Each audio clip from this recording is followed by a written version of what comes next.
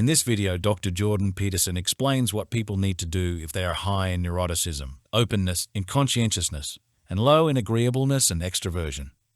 I have trouble regulating my emotions. I have a suspicion it's to do with the fact that I'm 98th percentile in openness, conscientiousness, and neuroticism, and 2nd percentile in agreeableness and extroversion. Any tips on dealing with that? Yeah, well, if you're really high in openness and you're really high in neuroticism, that can be a rough combination. The conscientiousness should actually help with that, although it might make you a bit perfectionistic. The problem with being high in openness, which is creativity and interest in ideas, and high in neuroticism, which is tendency towards anxiety and emotional pain, is that like open people like to break open boxes, conceptual boxes, and see what's inside, like Pandora's box. But people who are high in neuroticism are more likely to respond negatively to complexity and uncertainty. And if you're an open person and you're always thinking up new things, you tend to saw off the branch that you're sitting on a regular basis, and that can be pretty destabilizing. Any tips on dealing with that? Well, I would repeat what I said earlier. I think that one of the things that you do if you're high in anxiety is to stabilize your sleep-wake cycles. So get up at the same time, go to bed at the same time, and eat at the same time. Make sure that you eat breakfast, and a big breakfast too, that's heavy on fat and protein. Because if you're hungry and then you stress yourself, especially if you're high in neuroticism, you destabilize your insulin production system, and it won't restabilize till you go to sleep again. So I would say like two things. One is have a big breakfast, and then also if you're feeling particularly anxious, try eating something, not carbohydrates, and see if that helps, because you might be somewhat permanently dysregulated in your stress-related insulin production. That would be worth trying.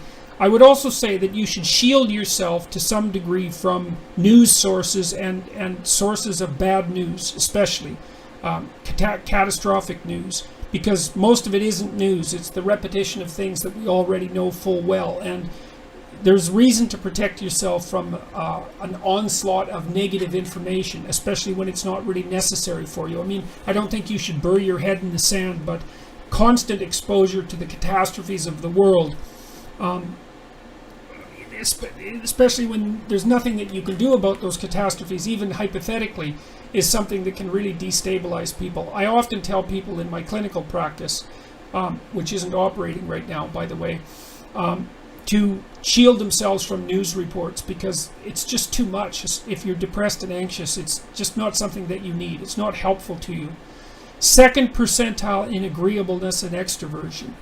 Well,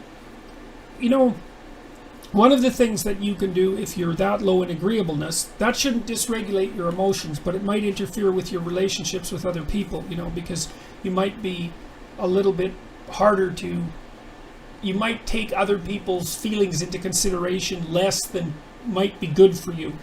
One of the things that people who are low in agreeableness can do is to try to think of things they could do for other people and make that a practice. Like maybe once a week you could consciously do someone a favor or give someone a gift, something like that, and practice being, what would you call it, compassionate and polite.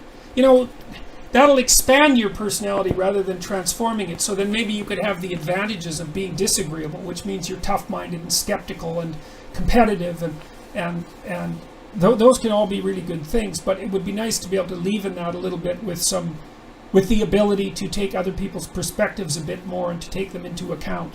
And then if your relationships improve, that can also improve your emotional stability, because one of the ways that people regulate their anxiety is by having people around them that they get along with.